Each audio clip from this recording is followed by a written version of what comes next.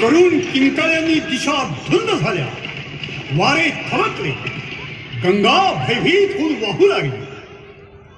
आपल्या आजोबांनी स्थापन केलेल्या विश्वेश्वराचं मंदिर कोसळताना पाहून गागा भट्ट व्याकुळ झाले. कलियुगीचा हा साक्षात ब्रह्मदेव तळमळत होता, तडफडत होता, मनी म्हणत होता, हे काशी विश्वनाथा, माझ्या आजोबांनी तुझी वेदघोषात इथं स्थापना केली.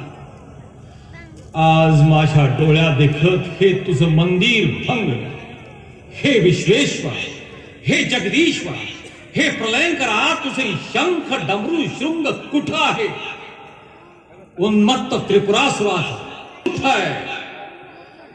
एका कटाक्षात साऱ्या विश्वाचं भस्म करून टाकण्याचं सामर्थ्य असलेला तुझा तो तृतीय नेत्र कुठं आहे?